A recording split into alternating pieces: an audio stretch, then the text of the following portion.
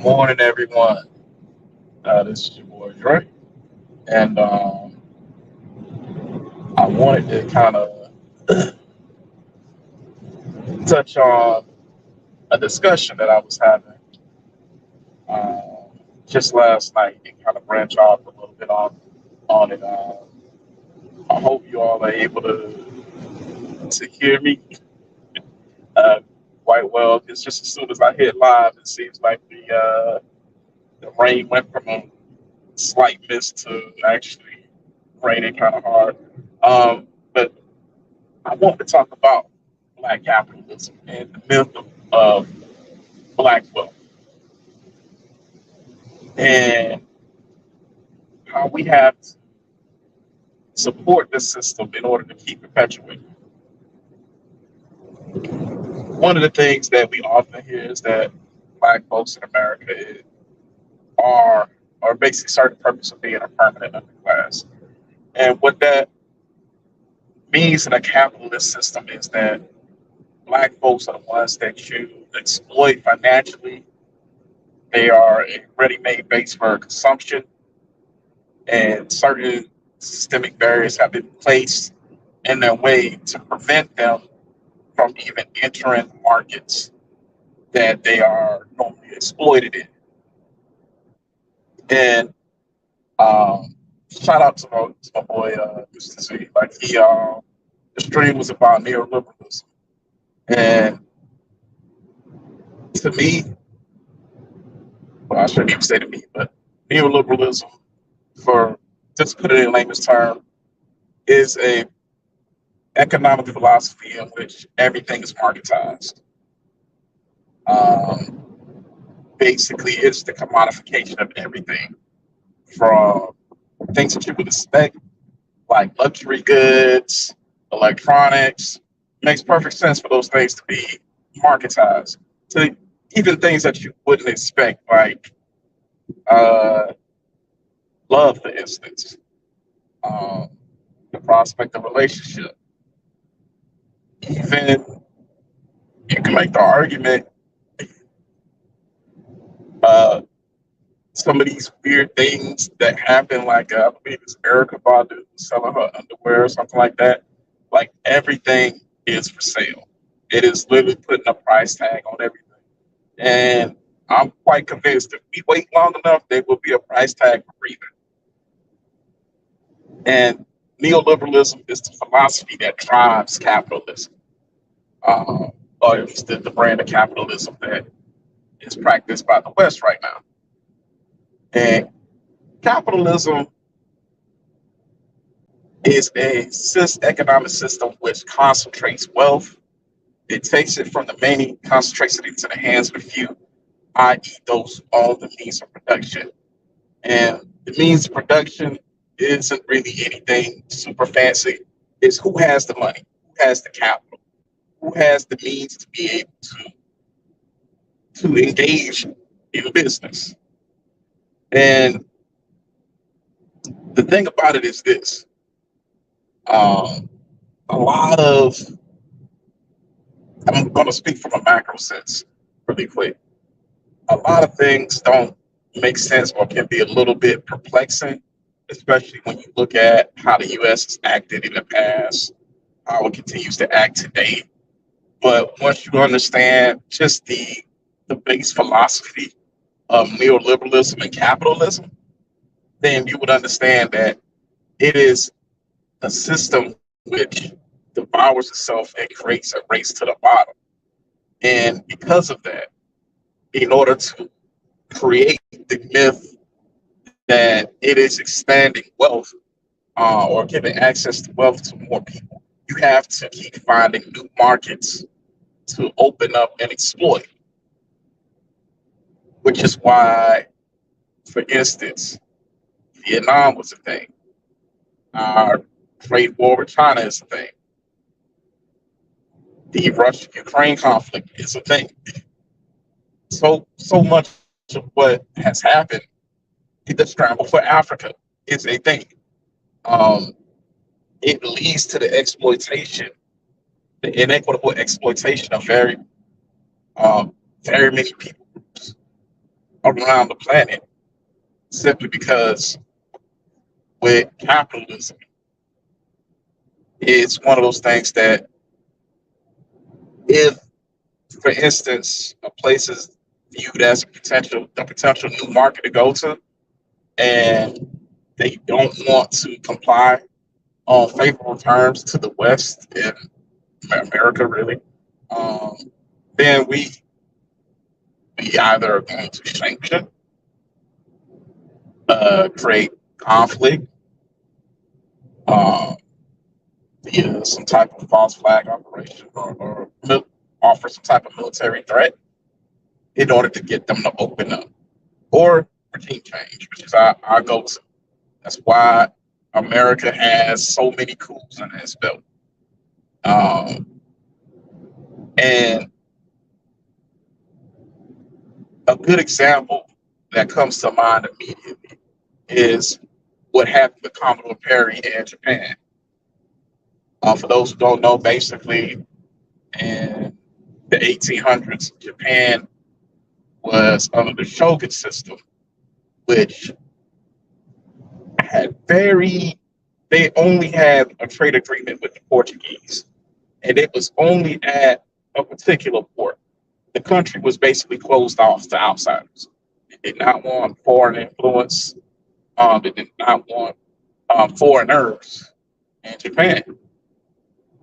And essentially, the West viewed Japan as the next big market for exploitation.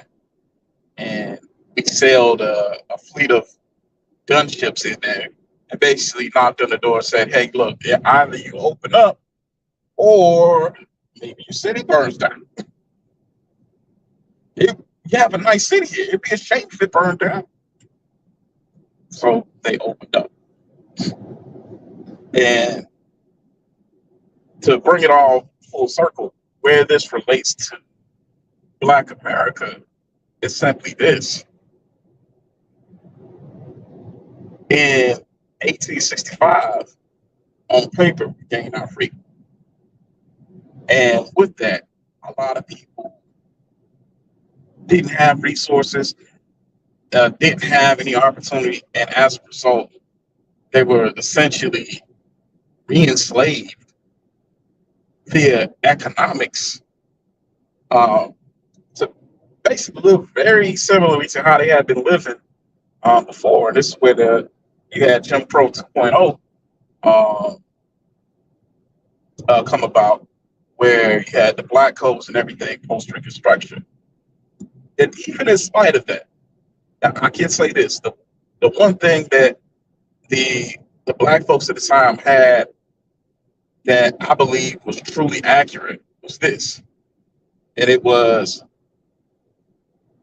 if we are left alone, we can make something. If we're left to our own devices, we can make something.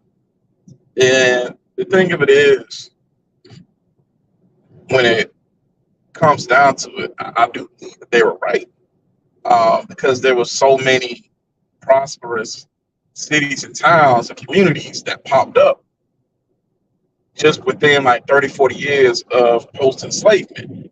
One of the biggest ones that gets championed is Black Wall Street, Tulsa, Oklahoma. And one of the reasons that I do believe also that Tulsa, Oklahoma gets championed the way it does, and when you're talking about Black wealth, is there is the sense that capitalism is your way out. Capitalism can make a better society for you. And it creates this myth that, like, if you hustle hard, if you alpha your way through, like, you'll be able to rise up.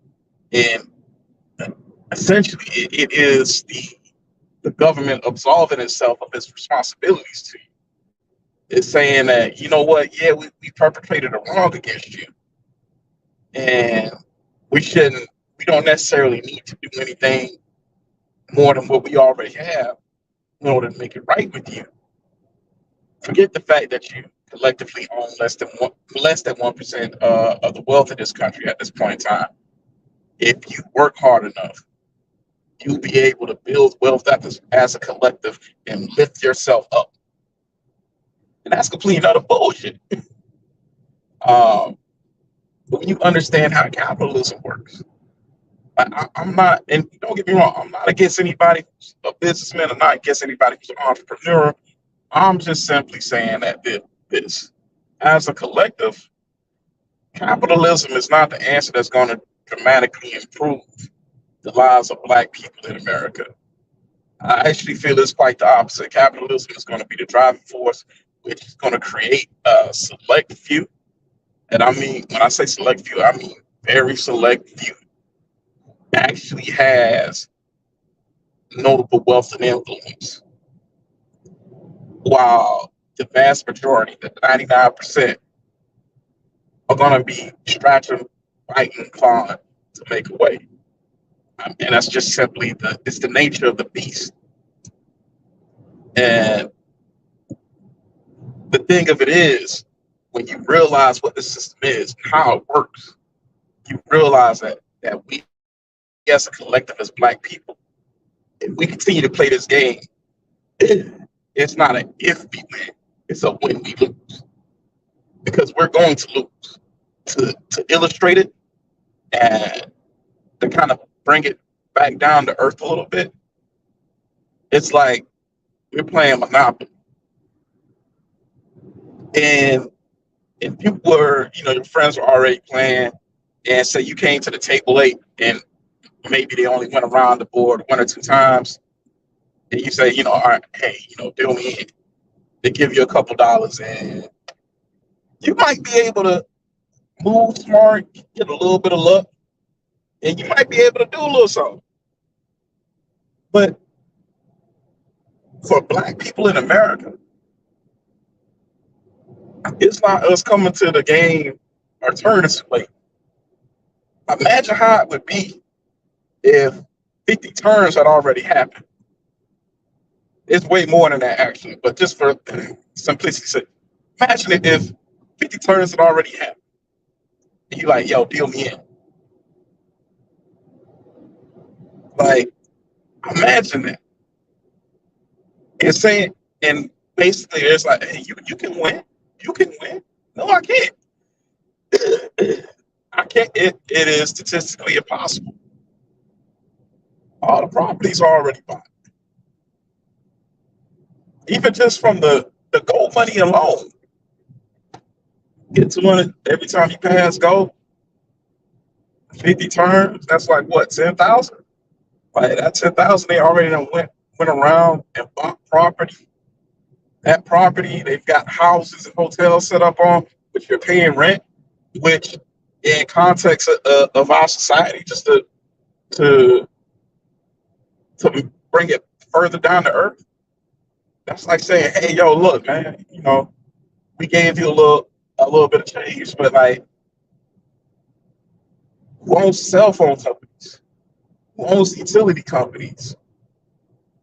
Who owns a lot of the property? Who owns a lot of the homes? Who owns it? All comes down to who owns everything. And when you look at it, it's like, yo, as a collective, we don't own that much. And a lot of the stuff that we own, a lot of times we're getting priced out of. And even in certain cases, local laws and ordinances are being changed to force it out of our hands. Like, it's something that's happened before, and in some cases, it continues to happen today. Like, I believe it's called Jones Beach out in California, where this Black family moved out to Cali, and them and a lot of other families that had moved out there, their land, the local ordinance was changed, and they just used eminent domain to confiscate their land. They didn't pay them for it, and it got returned to their descendants. I want to say it was relatively recent, and the descendants made since it was already a public beach, the descendants made the decision to sell it back. So around around that figure. But like I said, it is a myth and it's an illusion that you can pull yourself up by your bootstraps, that this is the way out for you as a people. And that is one that I don't buy into. I feel that, as I said earlier, in order to truly have granted, this is a puncher's chance, to truly have a puncher's chance at truly building something of sustainable wealth, I feel that we as Black folks have to adopt a more socialist framework. And I know that that word is very polarized given the propaganda surrounding it. Um, but all socialism is this: it's communal ownership. Every company has a board of directors, and essentially the best way to think of socialism is this: the board of directors is not this select group of rich folks. The board of directors is the community. The board of directors is everybody who has a stake in that business. For instance, worker-owned co-ops is you can hey, this socialism. Everybody there has a vote to say in the goings on of the company. And you know, it just to further demonstrate it's not that state owned and all this stuff. Socialism is simply everybody having a say. A good example would be of what I'm talking about and how it could possibly look to be, hey, a group of people coming together and appointing somebody to act as a community organizer, and they essentially working to address the most pressing needs of a particular neighborhood or community. And say, for instance, if 100 people came together, and it would be, hey, all right, we have to first acquire some of the resources. It'd probably be some type of due that you would pay so that you could get these things off the ground and continue to fund and sustain it.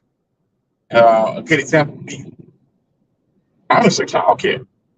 The way that a socialist run childcare facility would look more than likely would be this: that community organizer going, proposing hey, I say we take X amount of the due money and let's put it towards childcare. We appoint somebody to run, manage, and staff.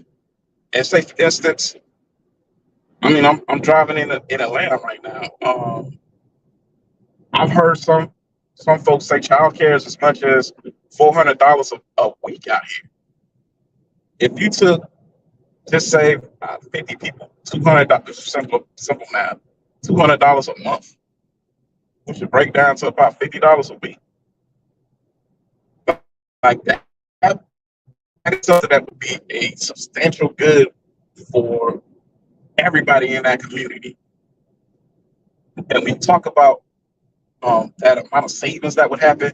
We're talking about basically 10,000 to fund that person's salary and any other workers that they have every coming in every month. And the way it essentially would work is, hey, they take that money, they run operations with it, and at the end of it, if there is something left over, it goes back to everybody who put in.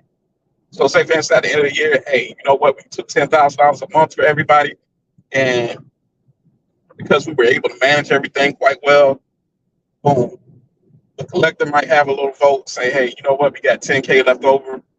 We'll take 2K of this to distribute as a bonus to the folks who actually ran and managed it. And the rest of that will divvy up equally amongst everybody who put in. That's what it would look like. It would be the same services. It would be a lot of the same things. It's just now, instead of 3-4 people in the office voting to raise your prices to get rid of certain things, it would be everybody in that community voting and having a say on what the fuck they do.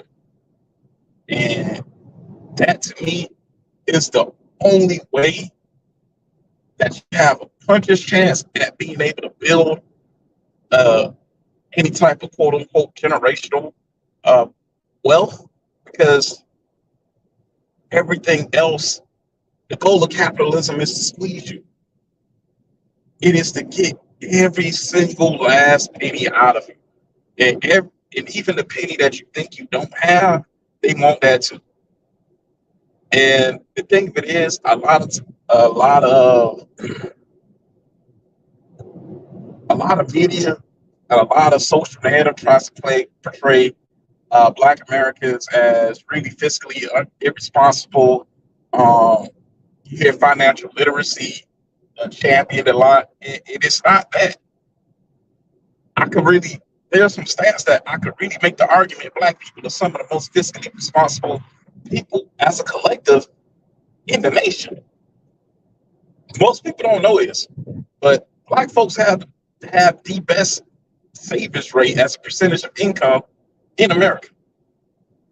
The flip side of it is Black Americans don't, as a whole, don't really make a lot of money, which is the problem. You can save a quarter out of a dollar, but it ain't. You only got $2. You ain't getting too much. And we are, as a people, are very conservative, and that is small c conservative, as in social and fiscally. I mean, I can speak to this. Like, even my own dad. Growing up, one thing me and my brothers heard all the time, we asked for something, it was expensive. My dad would get this crazy look. I don't know why he would give it to us, because he had it like 50 times over. But he would always look at us crazy. It's like, yo, y'all must think I'm Ronald Reagan. And he basically turned things for like the next 5 minutes. Or if we were wasteful, my my dad would tell you real quick, like, yo, don't eat the whole Happy Meal or something like that. Like, yo, you really go waste 80% worth of burger. But I digress. Um, and my point is, with the socialist elements integrated into our lives and our communities, I feel that would create a quote unquote Black economy in which you would have several of the essentials of life, such as housing, childcare, education, so on and so forth. You would be paying into it, but that pay would be far less than what it would be just in the capitalist, the greater society. Right? Just in that example alone, like just knowing my aunt runs a daycare, and just knowing what most daycare workers make, like she pays them quite well, and 10K a month coming in, it might not sound like a whole lot, but depending on your staff size, 10K, you can make things shake. You can make things shake, and you could have like 3, 4 staff. And depending on how many kids come in, you can have more staff, or even more people putting in at a different rate or whatever. But the whole goal is to be able to save people money in these essentials of everyday life. And then once they start to save money, now because we have that savings rate, now we're able to save more, i.e., invest more and acquire more personally. And over 3, 4 generations, now instead of less than 1%, maybe we're talking about a Black community in America that owns maybe 5, 10% of the wealth or assets in the country. Now we're talking about a Black community that the same way you have to watch how you talk about certain other groups. You try to watch how you talk about them Black folks, because they'll be on your head and they'll pull you. That's what I'm getting at. And if I'm being honest, I even think this is a bit of a long shot, but I see it as far more feasible than bootstrapping your way or capitalism punching its way through and liberating the Black masses. I believe that socialism, or in the way that I'm envisioning it, would be something that would uh, it would provide a relief and stability in the fiscal sense for the community that could give it the breathing room that's needed for innovation, for sustainment, and for wealth creation. Because at the end of the day, capitalism is white supremacy. The two are joined at the hip. And it's why we have situations like what's going on in Africa, where places are resource rich and asset poor. It's because there's always been that interest of exploitation. And because that interest of exploitation came about at a time when you were not able to collectively defend against it. And you're talking being hundreds of years removed and down the road from it. You effectively are not a threat to that system. If you buy into it and perpetrate it, you are not a threat to that system. That's how come anytime you have a leader in South America, leader anywhere in the world who operates outside of the capitalist framework, that's how come they get demonized. That's how come they get reviled. That's how come we paint them as autocratic, as despots. And eventually, the playbook is they need some freedom. And if you know what I'm talking about, if you know, you know. Because we've seen it happen several countries over.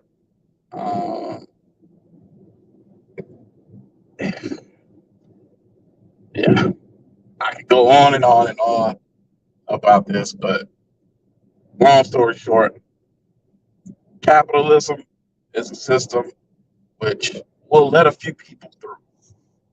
Um, you could argue that some of the more exceptional will succeed in it and prevail in it. And I'm not speaking um, from a place of somebody who has no achievement or hasn't witnessed achievement. I come from my father's side, especially, is that family is very accomplished. Um, Even I myself, some would make the argument that I'm very accomplished. I don't feel that accomplished, if I'm being honest. I feel like I'm still working towards a lot of things, but I can definitely say that of my cousins, of brothers, even of my father's generation, just to accomplish the things that they were able to accomplish and even amass the wealth that they were able to amass, um, is it's kind of mind-boggling, but it's also known the blueprint that they used to do so. It was a product of its time as well. Um, but yeah, but long story short, capitalism for the collective, for the black masses, it it can't save you. Just to put it in perspective, one company, Walmart, employs more people than the totality of black-run enterprise in America. Just let that sink in. One company, at least in terms of employment, probably in terms of earnings as well. Just knowing the massive profits and revenues that Walmart brings in, it's outperforming an entire racial group, which I believe, as of the last census, was about 15% of the population in America.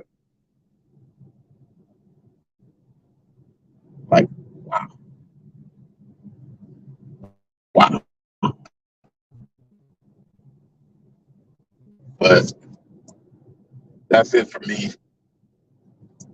I'm turning to Mrs. E. It goes like 8 times. But as I was saying, capitalism is some old bullshit. It's not the answer for black people, in my opinion. Anybody who individually wants to attempt to use it to better themselves, their family, their situation, I have no gripe about it. I encourage it. It's just you have to understand the nature of the beast. Understand that it is set up. It's set up for you to fail. They don't want a lot of mom and pops. That's why we don't have a lot of mom and pop or small boutique businesses. A lot of wealth gets concentrated into the, oh, yo, what's up, Suge? Oh, dang, man, you showed up right when I was closing out, bro.